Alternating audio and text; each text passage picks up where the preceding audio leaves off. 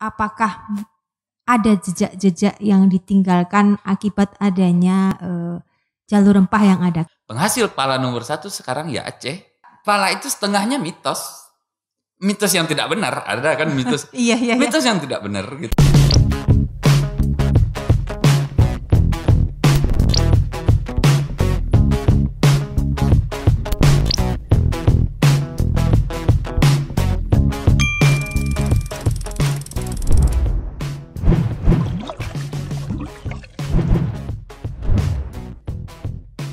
Assalamualaikum warahmatullahi wabarakatuh. Salam sejahtera, Om Swastiastu, Namo Buddhaya, salam kebajikan. Sahabat budaya di seluruh Nusantara, bersama kami kembali dalam Kabalai podcastnya BPNB Sumatera Barat. Kita sekarang berbincang masih dengan Uda Fatris, MF, penulis The Jurnal Banda.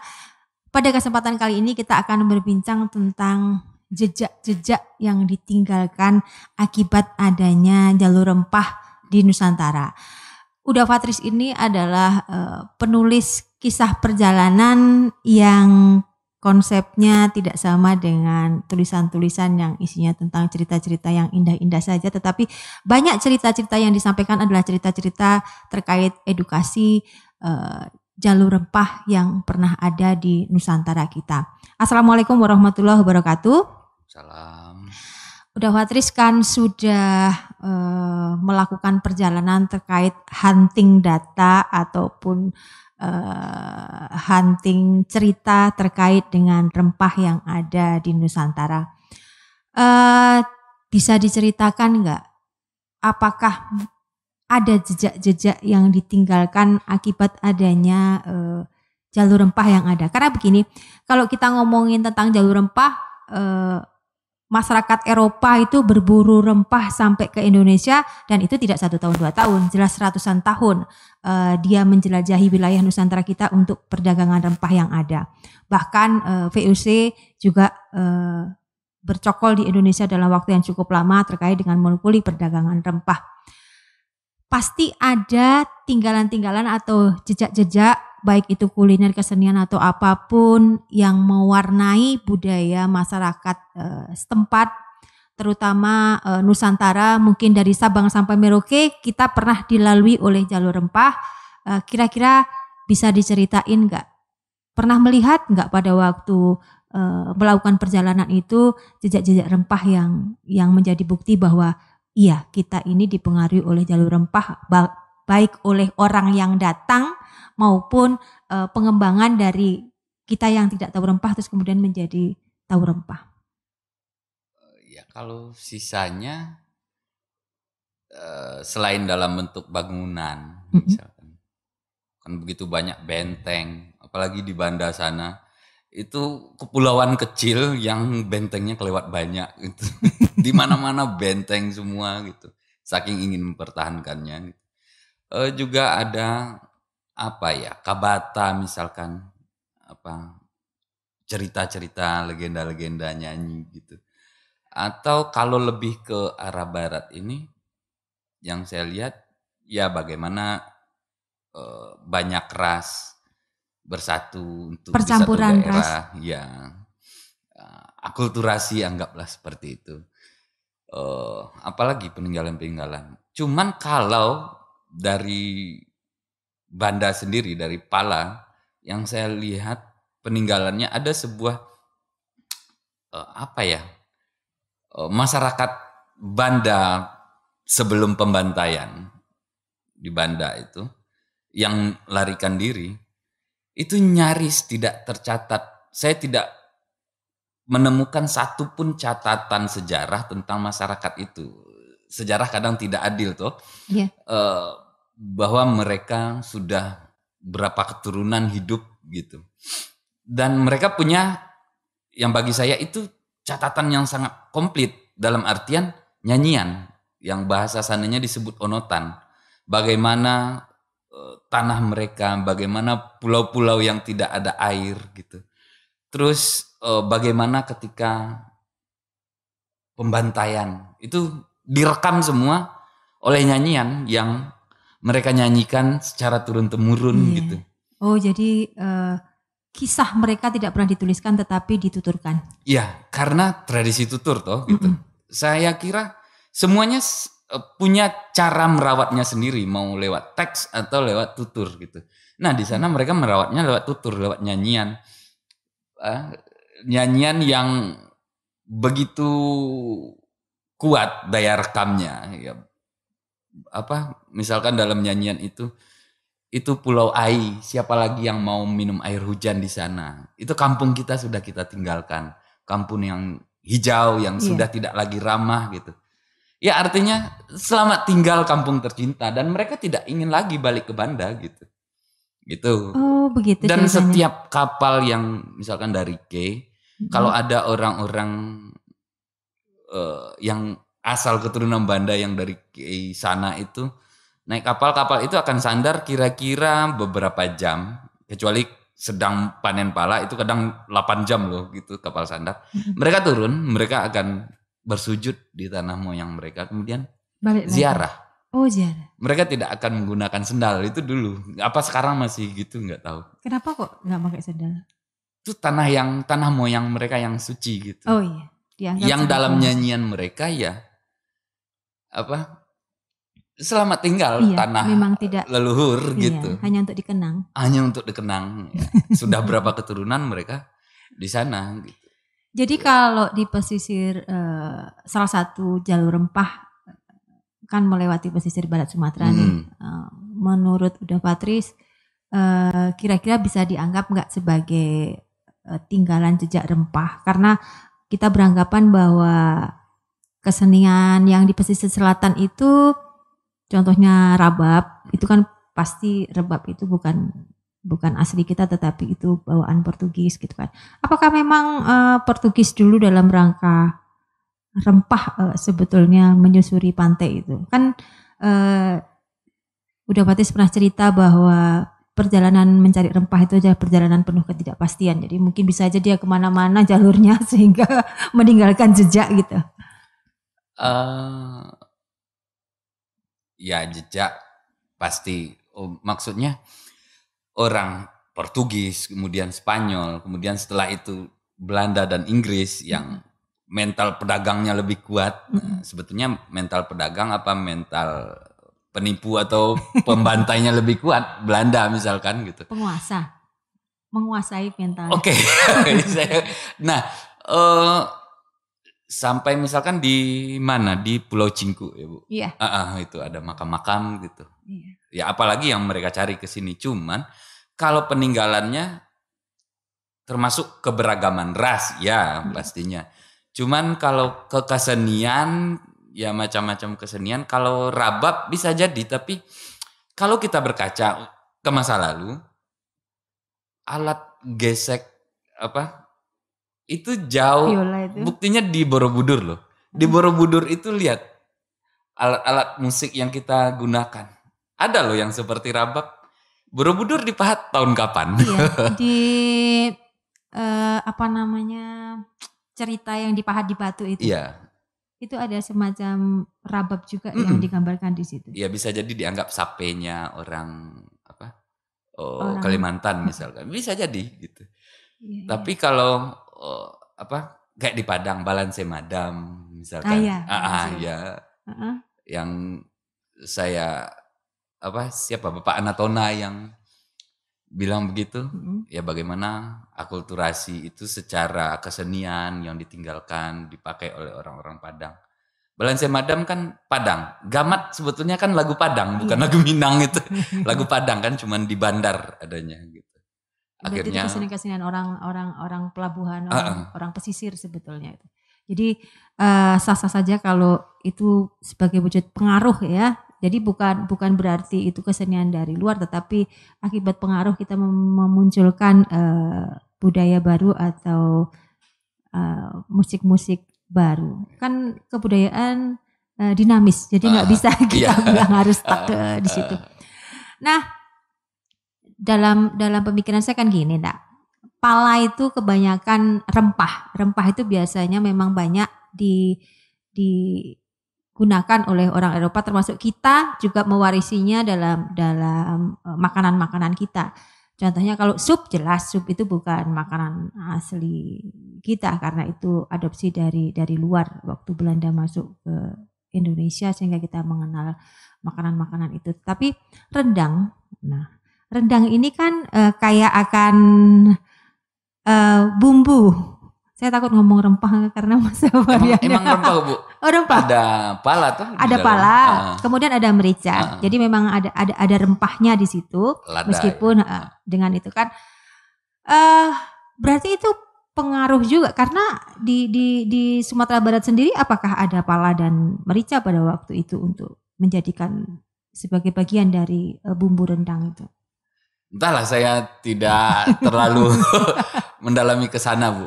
Iya. Barangkali ahli sejarah lebih, mungkin yang ada penelitian tentang itu lebih tahu mungkin. Tapi saya belum membaca sih penelitian tentang itu.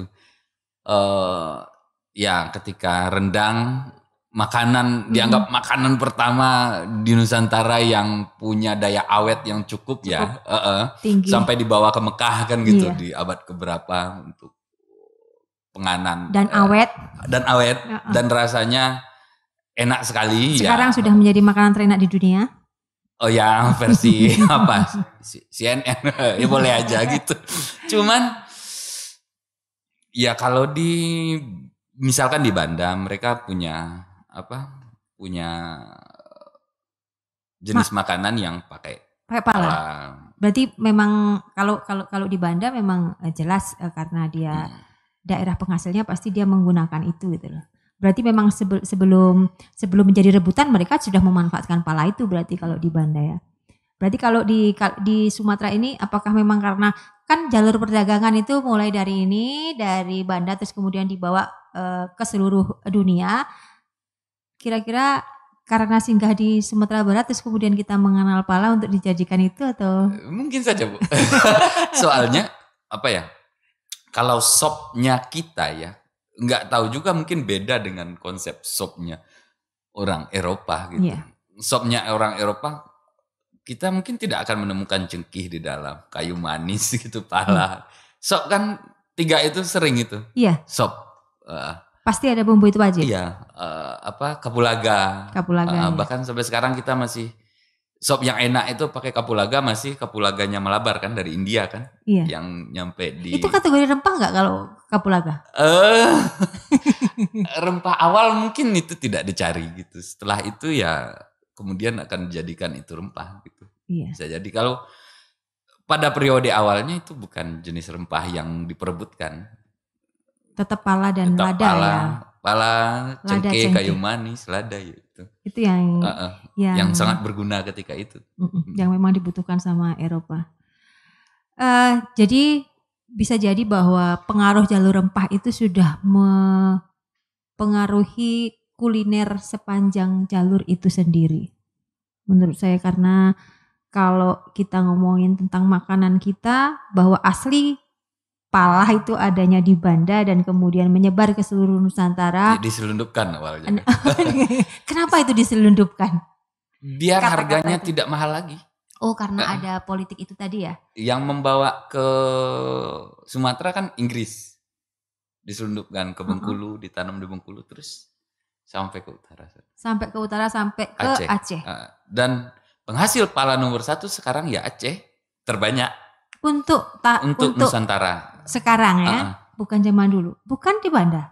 Bukan di Banda, di Aceh. Sekarang.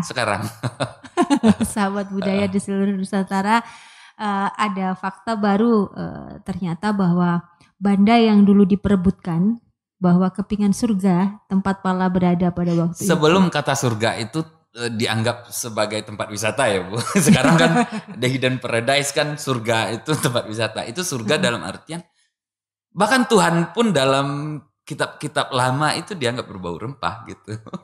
Oh, jadi seperti itu bahwa ada yang menyatakan bahwa saking tingginya nilai rempah sehingga Tuhan pun berbau rempah. Orang-orang di Eropa tidak tahu, cuman mengetahui bahwa ini pala, ini cengkeh, ini sangat berguna untuk pengawet, untuk vitalitas laki-laki. Seorang laki-laki bangsawan, Anda tidak memiliki pala, artinya Anda tidak bisa membahagiakan.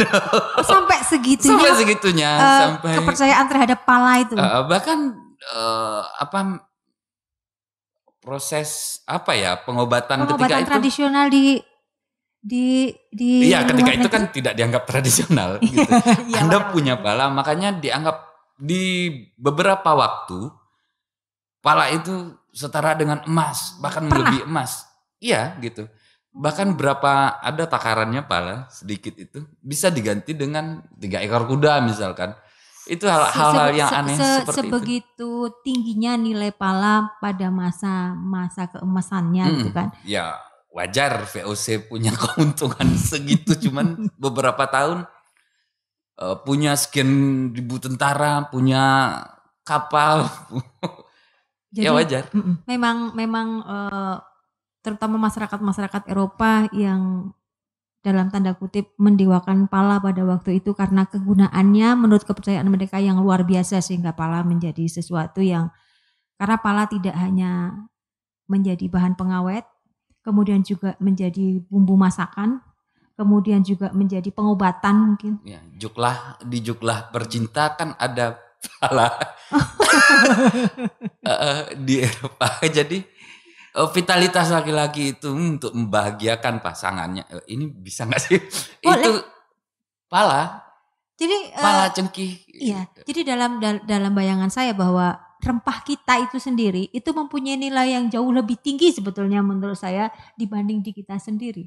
Ya kalau melihatnya dari sekarang di perbincangan lebih asik. Karena pala itu setengahnya mitos yang tidak benar, ada kan mitos. Iya. Mitos yang tidak benar gitu. Ya karena ada cerita mitos itu makanya pala itu naik sekali gitu kan. Jadi itu yang salah satu mempengaruhi kenapa pala itu pernah menjadi setara dengan emas dan menjadi. Iya, wajar saja.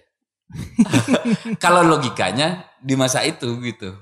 Iya. Sekarang kan sejak VOC runtuh karena korup ya. Nyaris rempah-rempah anjlok terus gitu. Nah, padahal kalau di masa lalunya itu benar-benar sudah dimitoskan, bahkan tempat dia tuh orang Eropa tidak tahu pala cengkih, dia datang saja ke Eropa, ke tempat mereka tidak tahu jalurnya lewat mana gitu. Dan ini dianggap itu tumbuh di daerah yang benar-benar kepengen sorga dalam artian kepercayaan mereka ketika itu, kepercayaan Katolik ketika itu gitu. Benar-benar kepengen sorga. Soalnya di Peter Damian Katolik meyakini itu. Tempat yang benar-benar musim semi berkepanjangan, ada sungai madu. Berarti memang pala itu menurut kepercayaan mereka pada waktu itu memang tumbuh di kepingan surga itu tadi. Makanya sungguh luar biasa dan mempunyai, betul kalau misalnya dibilang bahwa setengah mitos, karena yang menjadi pertanyaan apakah mitos itu memang dibuat untuk menaikkan pala juga? Mungkin. Yang melambungnya selain untuk pengawet ya itu benar itu, tapi melambungnya karena dia sudah mitos dan dibumbui mitos itu tadi. Dan dia cuma tumbuh di Banda. Ada di daerah Ambon ke sana atau di Papua juga, tapi itu pala panjang yang berbeda gitu. Berbeda kandungannya sehingga kualitasnya menurut setiap tumbuhan itu kan pasti diciptakan. Bahkan Malcolm X yang terkenal itu bilang kalau untuk mabuk itu cuma perlu 3 batang korek api dengan pala. Dihisap itu akan mabuk. Iya, ternyata di dalam pala itu ada zat yang sama dengan teman pemadat itu, miristisin. Oh iya. Tapi jangan-jangan setelah ini nanti orang beli pala untuk ternyata bisa membuat kita edik gitu. Edik gitu. Sahabat budaya di seluruh Nusantara, berdasarkan cerita bahwa kita pernah mempunyai sebuah tanaman rempah yang sungguh luar biasa dan mempunyai arti tinggi bagi dunia, terutama di Eropa. Dan kita sekarang juga masih mewarisi jejak-jejak rempah itu, baik kesenian, kuliner, ataupun pengobatan yang sampai sekarang tetap kita lestarikan. Sahabat budaya di seluruh Nusantara, perbincangan kali ini mudah-mudahan bisa memberikan manfaat dan bisa menjadi dan memberikan inspirasi bagi kita untuk mencintai negeri kita berdasarkan apa yang sudah kami sampaikan tadi. Salam budaya. Assalamualaikum warahmatullahi wabarakatuh. Samurai-samurai yang tidak bertuan itu dipakai oleh VOC untuk membantai di sini gitu, di Maluku. Di masa kolonial banyak catatan sudah bagaimana pala diselundupkan ke Sumatera ketika kata-kata diselundupkan berarti ilegal dong.